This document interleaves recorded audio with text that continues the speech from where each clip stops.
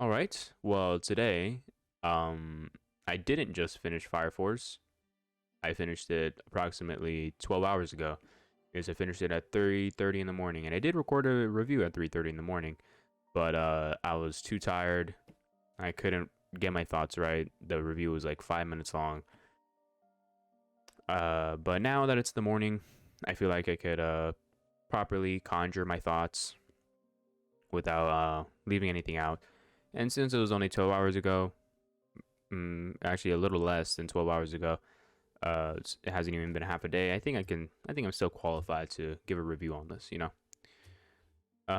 So Fire Force is a story about Shinra Kusakabe, who lives in a world where people are born with fire powers and by random chance have a chance to turn into infernals caused by human combustion. And his story starts with him tragically losing his mother and his brother to a house fire that he was also in, but he survived.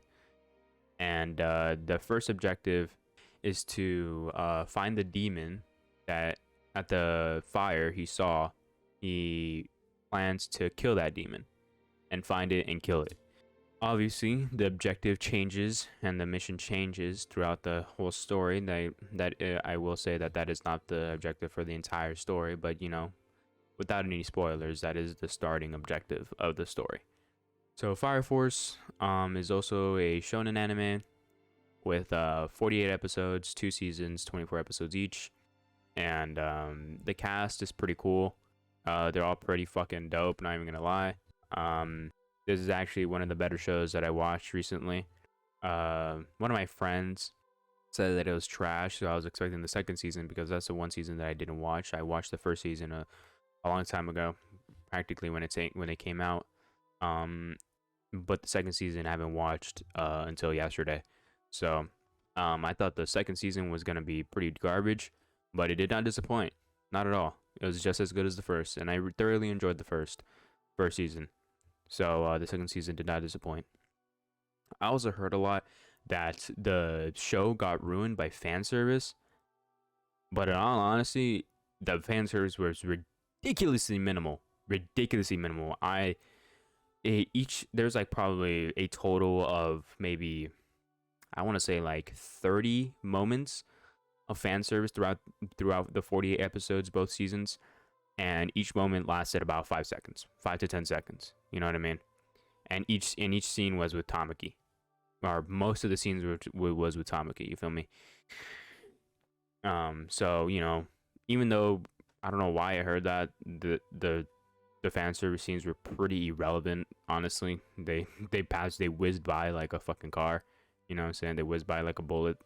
Practically didn't even notice it. But so I thought that was also going to be a problem, but it wasn't at all. I honestly can't find a single thing that disappointed me in a way, or that I didn't like. Like any of the characters, obviously you have some hate for some characters, but that's just like the story, leading you that way. That's their purpose, really. But there was no really like obnoxious thing that I hated about this anime, so no flaws really. In the shonen genre, this anime probably gets a 7 out of 10. No, not 7 out of 10. My bad. This probably gets a 7.9 out of 10. 7.9. But in overall anime, if I were to compare every single anime to this anime, this would probably get a 8.1. It's actually fairly decent. I actually recommend you watch this. It's definitely not a bad watch at all. It's actually pretty interesting. It actually kept me pretty occupied, as it did carry me into 3:30 in the morning, and it made me attempt to make a review at 3:30 in the morning where I couldn't conjure my thoughts and I had to be ridiculously quiet. It was like an ASMR review because I had to be quiet since it was 3:30 in the morning, and my mother has the fury of 1,000 suns if she finds me up past 12. But I decided to make another one in the morning because that one I couldn't conjure my thoughts. I didn't say everything that I wanted to say. I also wanted to say, I did see two anime references in this, and that was so funny. The first one was obviously a JoJo reference. With the sounds that the guy was making and the motions that were on screen, it was pretty fucking obvious that this was a JoJo reference. And there was also two Soul Eater references. Two Soul Eater. I'm pretty sure it's Soul Eater. Two Soul Eater references. There's one about Maka's dad, the main character's father, inside of a strip club of sorts. What's wrong, Saif? Why are you crying again?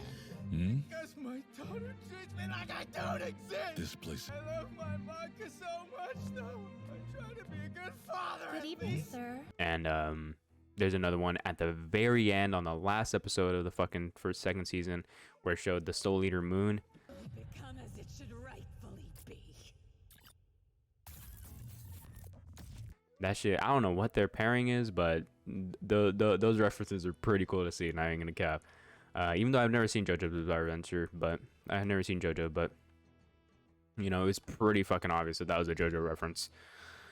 So yeah, that was also pretty cool to see. Yeah, I have nothing to complain about, really. Just good things.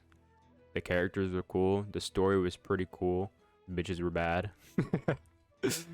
And yeah, that's about it, really. Thank you, and Latom. Sorry, I had to. Thank you and goodbye.